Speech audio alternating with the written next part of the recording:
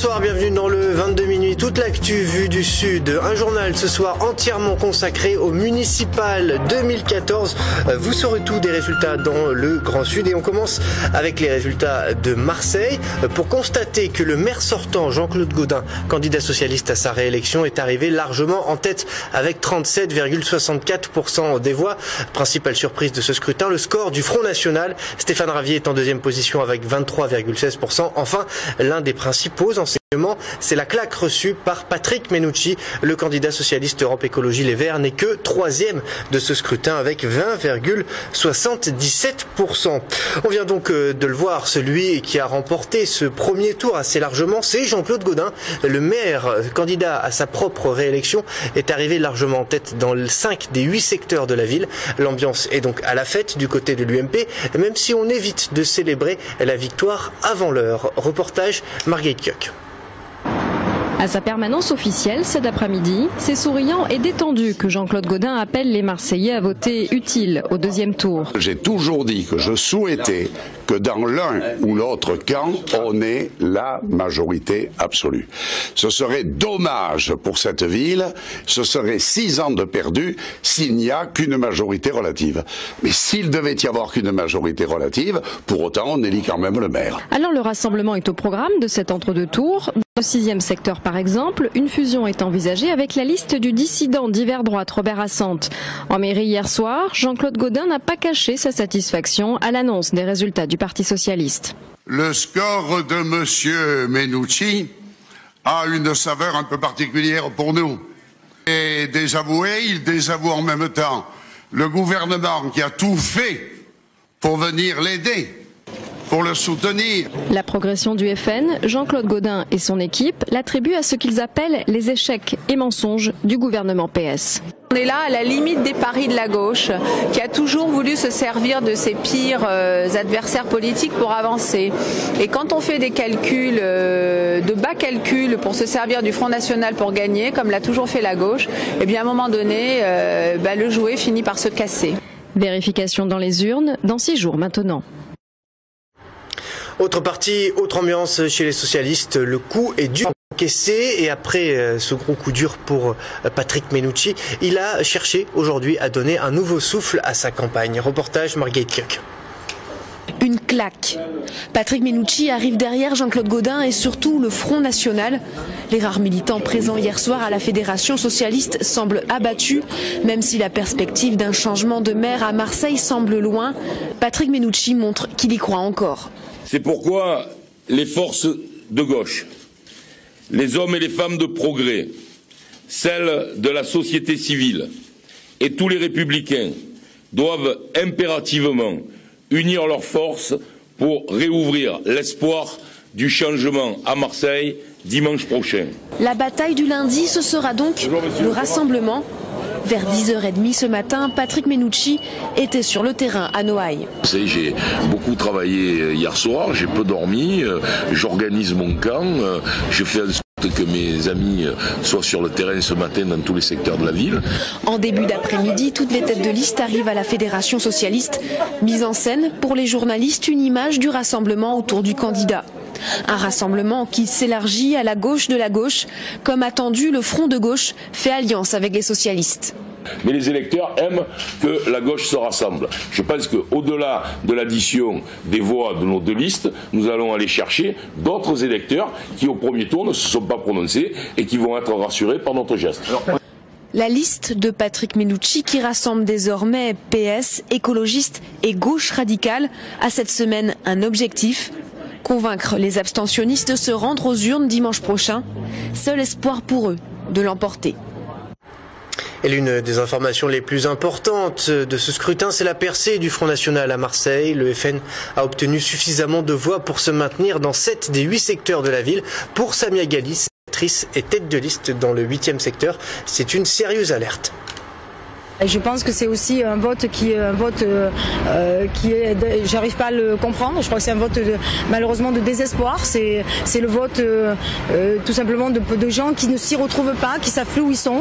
Et il y a besoin de leur rappeler que nous sommes là pour eux. Le Front National a fait son plein de voix. Et par contre, les électeurs de gauche sont restés à la maison. C'est de leur dire sortez de chez vous, venez voter, ne restez pas parce que ensuite, ce sera trop tard. Autre réaction très attendue à Marseille, celle de Pape Diouf, le candidat du collectif Changer la donne a obtenu 5,63% des suffrages sur Marseille. Il a pris la parole aujourd'hui pour expliquer pourquoi il ne donnerait pas de consigne de vote. Donc l'information, c'est que Pape Diouf ne donnera pas de consigne de vote ni pour Patrick Mennucci, ni pour Jean-Claude Gaudin, ni même pour le candidat du Front National, Stéphane Ravier. Je vous propose à présent d'écouter quelques réactions de Marseillais au lendemain de ce scrutin. Que pense-t-il de ces résultats? Réponse au micro d'Olivier Billot et de Lauriane Toulmont. C'est comme un choc, quoi, parce que normalement, le FN, avec son discours raciste et xénophobe, ne devrait pas avoir autant de voix. 23%, c'est énorme. La montée du Front National, tout le monde dit que c'est un vote contestataire et tout, mais je pense que c'est quand même une mauvaise chose pour la ville de Marseille. C'est le signe que Marseille va mal et qu'il y a beaucoup de gens qui essaient d'exprimer leur colère. Ravier, il a beaucoup travaillé pour y arriver où il en est. Et j'espère que dimanche prochain, il sera élu dans son secteur. Dimanche prochain, il va se passer à peu près comme quand Le Pen a été juste derrière Chirac et que tout le monde a un peu fait des levées de bouclier contre ça, quoi. Les gens, ils ont besoin de se faire un peu peur et puis après ils reviennent un peu tard. Voilà ce que l'on pouvait vous dire pour ce premier tour des municipales à Marseille. On part dans le Gard à présent, à Saint-Gilles, une ville très médiatisée depuis que Gilbert Collard a décidé de s'y présenter.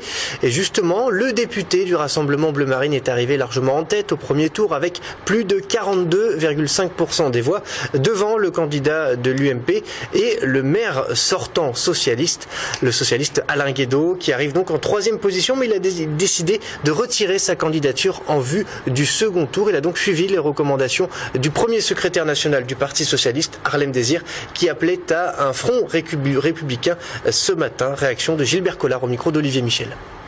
Tout s'explique par M. Guédot lui-même. Il a dit que ce serait le mariage de la carpe et du lapin.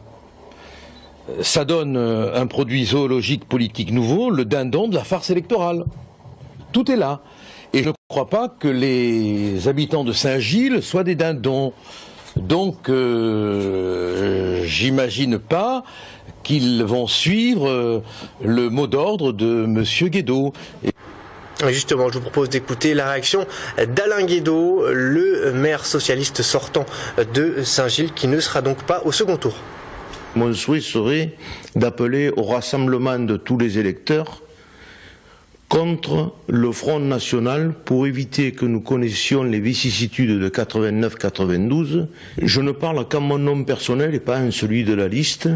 Peut-être que notre liste voudra en repartir, je n'en sais rien, je vais me battre contre ça, mais nous sommes une liste démocratique et nous voulons écouter tout le monde pour savoir ce qu'ils en pensent.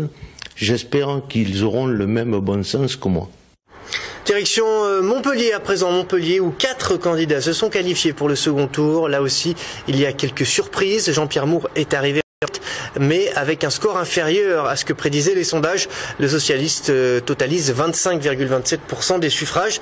Le dissident de gauche, Philippe Sorel, recueille quant à lui 22,94% des voix. Vient ensuite le candidat UMP, Jacques Domergue, à 22,72%. Et enfin, la candidate Front National, France Jamais, qui recueille 13,81% des voix. Autre résultat important, à Béziers, cette fois, la liste de Robert Ménard, soutenue par le Front National, obtient plus de 45% des voix, loin devant celle du député UMP Elie Abou, qui recueille un peu plus de 25% des suffrages. Jean-Michel Duplat, le candidat socialiste, arrive en troisième position avec 18,7% des suffrages. Je vous propose à présent de découvrir les autres résultats à retenir. Tout d'abord dans le département des Bouches-du-Rhône. Pas de candidat FN à Fos-sur-Mer. Le candidat PS sortant René Raymondi est élu dès le premier tour avec 65,75% des voix. À Istres, ballottage favorable pour François Bernardini. Le FN se place juste derrière, devant le candidat UMP. Et on ne peut pas quand même être totalement content, puisqu'on espérait quand même mieux. Soirée électorale sous tension à Aix-en-Provence. Maryse Joissin n'a pas tremblé, ou presque. Je dis toujours, je travaille en collectif. Édouard Baldo du PS est en deuxième position. Les candidats udéistes et frontistes se maintiennent. Il aura manqué quelques voix seulement à Michel Isnard, candidat UMP, pour être élu dès le premier tour à Salon de Provence. Michel Thonon, du parti Divers Gauche, l'affrontera au deuxième tour. À Aubagne, les militants de la liste Arc-en-Ciel menée par le maire sortant, Daniel Fontaine, y ont cru jusqu'au bout. Mais voilà, c'était sans compter sur la percée du Front National dans la ville du Santon. Une forte inquiétude de voir une progression aussi spectaculaire du Front National. Progression qui est une progression nationale et une stagnation de la droite. Une déception de celles et ceux qui pensaient que un changement de gouvernement allait apporter un plus, ce qui n'est pas le cas. Et donc, malgré tout, une majorité d'Aubagnaises et d'Aubagnais qui continuent à penser qu'à Aubagne, on vit mieux qu'ailleurs. Gérard Gazet hisse l'UMP au deuxième rang. Je suis assez contente. Ça veut tout dire. Des sourires et des déceptions ont donc animé la soirée électorale des municipales. La bataille est loin d'être finie. Les militants s'activent car le deuxième tour réserve parfois bien des surprises. On fait le point sur un autre département et on découvre les résultats importants dans le Gard. Le grand gagnant de ce premier tour de scrutin électoral gardois est Max Roustan. Le maire sortant UMP d'Alès a été élu pour un 4e mandat et pour la 3e fois d'affilée dès le premier tour avec 54,14% des voix. Les victoires successives au premier tour s'expliquent parce que les gens vous font confiance et parce qu'on leur fait confiance et parce qu'on s'occupe d'eux. Je crois qu'une campagne électorale qui a été de très bonne campagne par M. Sio ou par Matteo, des campagnes que l'on fait 15 jours avant les élections, même le porte-à-porte, les gens comprenaient bien que c'est du cinéma. L'autre vainqueur est le Front National qui arrive en tête à Saint-Gilles, Beaucaire et second à Nîmes. Une vague bleu marine attendue face à laquelle des fronts républicains se dessinent. Quel front républicain? C'est quoi un front républicain? C'est un front qui a des cornes de cocu, c'est ça? Vous ne craignez pas que... Je crains pas. C'est un gardois ne craint jamais les cornes. Paradoxalement, c'est à Vauvert, lieu de vie du député FN, qu'un socialiste arrive en tête en la personne de Jean Denat. Fort d'une union établie dès le premier tour, les élus UMP-UDI tirent leurs épingles du jeu, comme à Nîmes où Jean-Paul Fournier arrive en tête avec 37,23%. Rien n'est joué, il faut qu'effectivement on se batte pour ce second tour, donc on va appeler à la mobilisation générale. Un score que les principalistes de gauche n'atteignent pas à L3 avec 36%. L'incertitude demeure donc, l'issue du scrutin serait dans les mains des abstentionnistes, ils étaient 43% à ne pas se prononcer. Voilà, et pour être tout à fait complet, on termine avec l'actualité nationale. Un résumé là aussi consacré au municipal. Anna Roseau.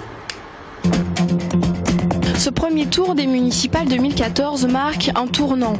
Une victoire de la droite, une forte poussée du FN et une gauche en net recul. 44,8 millions d'électeurs étaient appelés aux urnes. Pourtant, le taux d'abstention a battu un record avec plus de 38%. La participation s'élève à 64,13% cette année contre 66,54% en 2008 et selon le ministère de l'Intérieur. La droite a recueilli 46,54% des suffrages exprimés contre 37,74% pour la gauche et 4,65% pour l'extrême droite. Le président de l'UMP, Jean-François Copé, est quant à lui réélu à Meaux, tout comme Alain Juppé à Bordeaux, où il a recueilli 60% des voix. Pour la première fois de son histoire, le parti d'extrême droite a gagné dès le premier tour une ville de plus de 10 000 habitants.